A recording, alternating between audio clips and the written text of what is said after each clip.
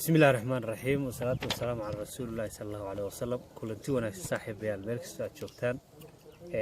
waxaan rabaa maanta inaan halku soo gudbiyo maasal yiraahdo ma dareenkii baa guray maasadan oo ka dhalatay qiso dhaba oo maaragtay ku dhacday mid kamid ah wiilasha Soomaaliyeed ku nool magaalada Boorame halka gabadha ay iscalmadeen ama xiriirka ay dhex mareen ay joogtay wadanka Malaysia wiilkii iyo gabadhii waxay xiriir bilaabeen xiriir mustaqbal iyagoo iska bartay baraha bulshada dabciyan wiilku wuxuu u dhashay nin furfuran oo dhexgal badan oo dhalinyarada soo dhaweyntooda iyo waxa soo dhan aad u jecel gabadhuna waxay wax ka baranaysay wadanka Malaysia qisadan oo qayb kamid ah aan idin wadaagay maalmihii na soo dhaafay barta aan Facebook ku leeyahay ayaan rabaa hatta maansadeedii oo soo taynaan halkan ku soo gudbiyo wiilkii iyo gabadhii ilaahay calaf uu isugu daray iyagoo kala maqan bay maaragtay isguursadeen kadib way isu yimaadeen markii ay isu yimaadeen oo muddo deganaayeen ilaahay wax u badan ma kala siin gabadhii way iska noqotay nolol iyo farxad iyo qurux iyo jacayl iyo kala dambeyn bay maaragtay intii ay ku wada noolaayeen markii ay gabadhii noqotay oo waqtiga waxbarashadeeda la gaaray ayaa wiilkii iyo gabadhii waxa u bilaabmay muran iyo khilaaf joogto ah markii gabadhii ay noqotay oo wadankii ku noqotay oo wiilkii ay muddo wada deganaayeen ayaa waxa ku bilaabmay khilaaf iyo maaragtay muran joogto ah oo si maalinle ah xagga gabadha waliba ka imanayay heer gabadhii waxay gaadhay ay wiilkii ku amarto isaguna wuxuu ahaa nin aad ugu nugul dhankeeda oo aad u jecel buu ahaa jacaylkuna waxa la yiraahdaa ninka raga wuxuu ka dhigaa nacas gabadha gaarida ana wuxuu ka dhigaa booli marka waxa la ninkii odayga ahaa gabadhii waxay ku amartay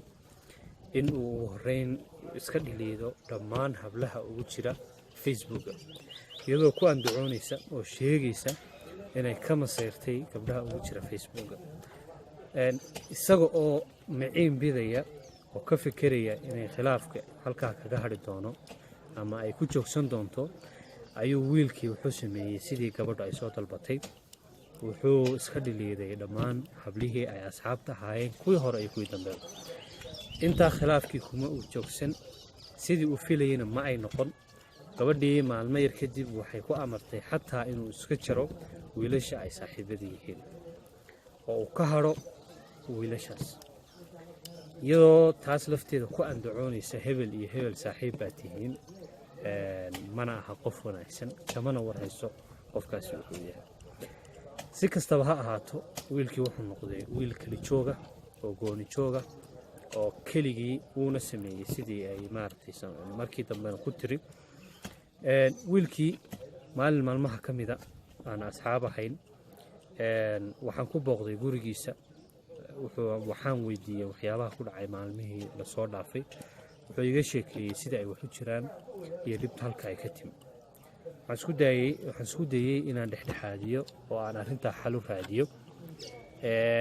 isagoo markii hore aan ka bilaabay inaan isaga la hadlo markii uu khilaafkii joogsan waayay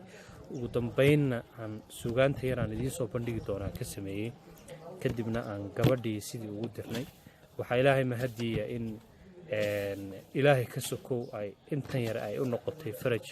ay gabadhiina ku ogaatay khaladkeedii oo maaragtay ay isagiina dhibta kaga dayso marka maansadu ma toos idin dhex geli doonaa waqtiguna aad buu maaragtay inoogu gabaabsi yahay waxay tiri isagii baa marka iska sheekeynaya wuxuuna ka sheekeynayaa muhiimadda caashiqu leeyahay iyo waxa sida lagu wada joogi karo waxay tiri caashiqu dangaariyo danayn kooban maahee dugsi lagu nagaadiyo waa darajo weynuhu dareenkeena raacsho kalsoonidu u dabar tahay marna waa dugsoon iyo diir dhaxanta celiyoon lagu doorsan karin been dooqa wax maamula dareenka adeega ah daacadnimadu waa hibo ruuxna ruux ma daban karo naftiisana ma dabagalo daawadiisa caashiqu waa kalsooni dooriyo daacad iyo runsheeg uu ixtiraamku dabayaal sidii ay dareenkiyo dooqan aniga igu jira dawo kaaga raadseen oo deeqsantaydaay dadka kaa jeclaadeen damacuba ha joogee dumarku lama aansimin danna kuguma raacine dadab khayr le iyo guri uba door ah iyo nuur kalgacayl da'weyniyo hami durugsan oo dheer ayay ruuxdan kuu diran kuu diyaarinaysee bal maxaa ku daaro dood joogta iyo muran uga raadisaa dawo mee dareenkii shalaytiyo debicsani jacaylkii aan kaaga doorbiday bilis iyo haween dumar ma gaagaxay dulqaadkii ma dib jiray kalgacalkii ma duugoobay hamigaan dharraad wada qorshayniyo danayntiiyo jacaylkii debacsanida lagu laray duxda hadalladii shalay dunta weedhihii xalay markii aad da'hadashaba naxariis daldalankii way deeqday ruuxdee bal maxaa maanta dood iyo doqolna igu sheegiyo dabadhigay afxumadiyo dagaal aan sal iyo raad midna lagu dabaqi karin ma dareenkii baa gudhay mise kala dambayntii baan doorkan jirinoo sida ay dad gaaliyo duliyiintu sheegeen dumarka iyo raggaa siman kalsoonidu dux weeye hadda firin jacaylkoo naftiyay ku duufsane diintiyo salaadaha dabar ugu samee adag adna waa degaysaa aniguna dudmadan iyo dagaalkan ka raysane intaas uunbuu maansadu ku koobnayd oo gardhigashada ahayd oo jacayl ku saabsanayd marka wixii qisadana sidaa uunbay ku soo guulaysteen lamaanahaas oo aan ku faraxsanahay maanta